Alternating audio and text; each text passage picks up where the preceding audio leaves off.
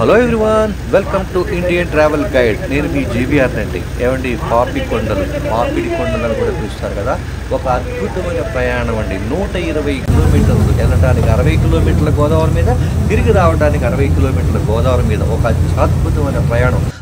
మన పాపికొండలకు ఎంటర్ అయ్యాం. పాపిడి కొండలు రైట్ సైడ్ లో కనిపించే పాపికొండ, లెఫ్ట్ సైడ్ లో కనిపించే పాపికొండ మధ్యలో ఉన్నాయండి. మనం ప్రతి విధంగా ఎక్కువ భోజనం చేసిన ఎవరు ఉండగా కింద హాల్లో రండి భోజనం చేయడానికి. ఫైనల్ గా లంచ్ కంప్లీట్ చేసుకోండి. ఇంకా ఫైనల్ గా భోజనం చేసేవారంటే కింద హాల్లోకి వచ్చి లంచ్ కంప్లీట్ చేసుకోండి. ఏమండి, ప్రయాణం అంతా అండి 75 అడుగుల లోతు నుంచి 200 అడుగుల లోతు వరకు ప్రయాణం ఉంటుందండి. అద్భుతమైన ప్రకృతి, ఆనందం, సంతోషం, ఆ ప్రయాణం మాటలకు అందించలేదు. ఏమండి రేపు పోలవరం పూర్తయితే మనం ఎంతవరకు వెళ్తామో కూడా తెలియదండి. కాబట్టి ఒక అద్భుతమైన ఈ ప్రయాణాన్ని మీరు ఎలా చేయాలి, అది కూడా ఏంటంటేనండి, ఉదాహరణకి మీరు వైజాగ్ నుంచి వచ్చారనుకోండి, రాజమండ్రి వస్తారు, రాజమండ్రి నుంచి పాపికొండ నుంచి వస్తారు, పాపికొండ నుంచి కూడా మళ్ళీ భద్రాచలం వెళ్ళచ్చు, మళ్ళీ భద్రాచలం చూసుకొని మళ్ళీ పాపికొండలో వచ్చేసేసి, అంటే పాపికొండల నుంచి కూడా మళ్ళీ రాజమండ్రి వచ్చేసి వైజాగ్ వెళ్ళొచ్చు. అలా కాకుండా హైదరాబాద్ నుంచి అనుకోండి, డైరెక్ట్గా మీరు రాజమండ్రి రావచ్చండి. చక్కగా రాజమండ్రి వచ్చేసేసి చక్కగా పాపికొండలు చూసుకొని ఆ తర్వాత భద్రాచలం వెళ్ళిపోయి, భద్రాచలం నుంచి డైరెక్ట్గా హైదరాబాద్ సైడ్ కానీ విజయవాడ సైడ్ కానీ ఇటు నుంచే వెళ్ళొచ్చండి.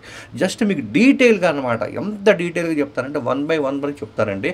అట్లాగే రాజమండ్రి చూడాల్సిన ఒక అద్భుతమైన ఆలయం కూడా ఉంది, అది కూడా చెప్తానంటే. ఇక స్టార్ట్ అవుదాం పదండి. చూడండి, మీరు చూస్తున్నదే పుష్కర్ ఘాట్ అంటారు. నేనైతే రాత్రిపూట తీసానంటే ఈ వాటర్ ఫౌంటైన్ అంతా కూడా రాత్రిపూట అద్భుతంగా ఉంటుంది. మీరు రిటర్న్లో వచ్చేటప్పుడు వీలైతే ఇక్కడ ఆగి చాలాసేపు గడపచ్చు.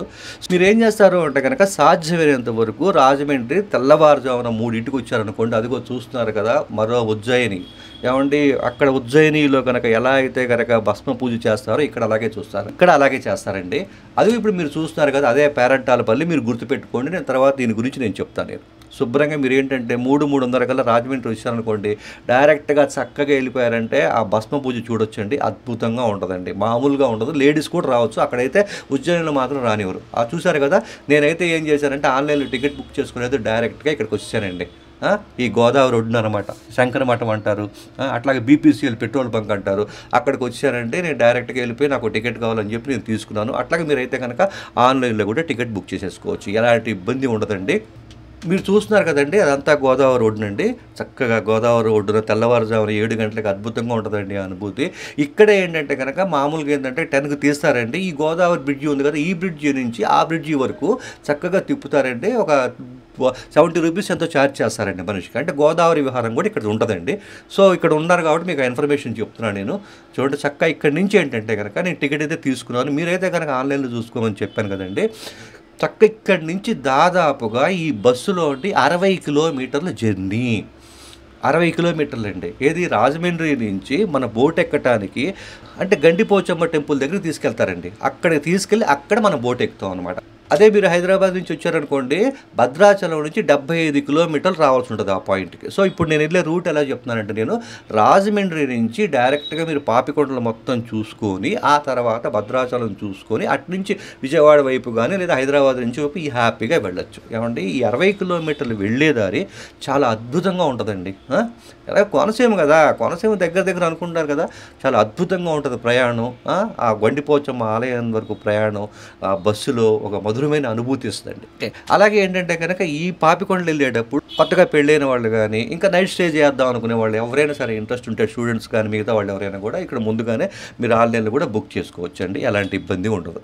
చూడండి, దగ్గర మనం పాపికొండలో గండిపోచమ్మ దగ్గరికి వచ్చాం. చూడండి అక్కడ ఎలా ఉందో ఆ ప్లేస్ చూడండి, అద్భుతంగా ఉంది కదా.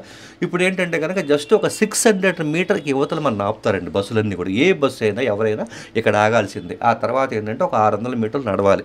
ఒక నడవలేని వాళ్ళు ఉన్నా ఎలాంటి ఇబ్బంది అక్కర్లేదు. అదిగోండి ఆటోలు కూడా ఉంటాయండి. చక్కగా 20 రూపీస్ అండి. 20 రూపీస్ ఇస్తే ఇదిగోండి చూస్తున్నారు కదా గండిపోచమ్మ ఆలయం. ఇప్పుడు అది నీళ్ళల్లో ఉందండి, కాస్త వాటర్ ఎక్కువయ్యేటప్పటికి.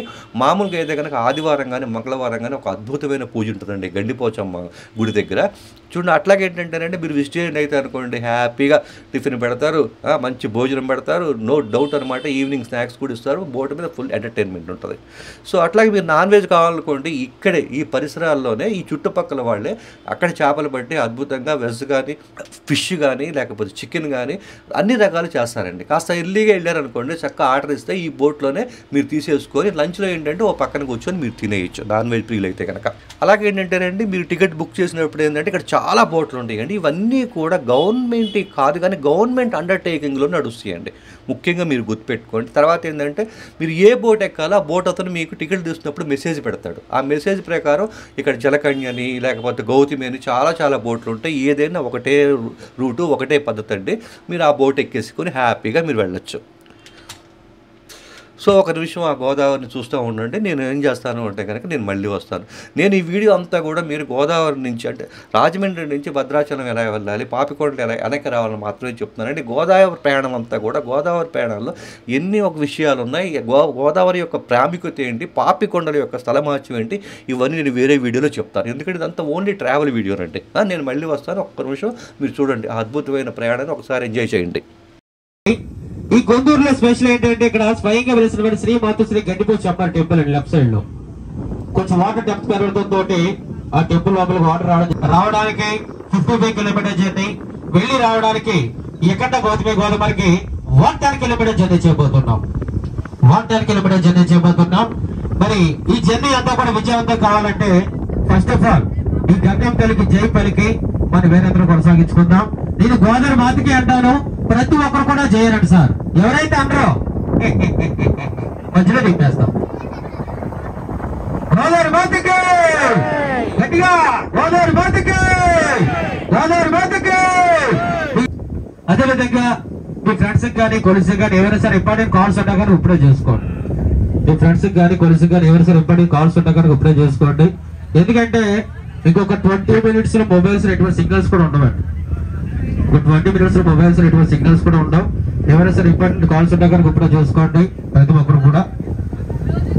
అదేవిధంగా అలాగే ఏంటంటే మీరు హైదరాబాద్ సైడ్ నుంచి వచ్చారనుకోండి, డైరెక్ట్గా మీరు భద్రాచలం వచ్చి డైరెక్ట్గా మీరు ఇలా కూడా రావచ్చు. నా ఐడియా ఏంటంటే కనుక డైరెక్ట్గా మీరు హైదరాబాద్ నుంచి రాజమండ్రి వచ్చి రాజమండ్రి నుంచి పాపికొండ మీదుగా భద్రాచలం వెళ్ళి భద్రాచలం నుంచి హైదరాబాద్ వైపు కూడా వెళ్ళిపోవచ్చు అండి. ఆ తర్వాత మీ చాయిస్.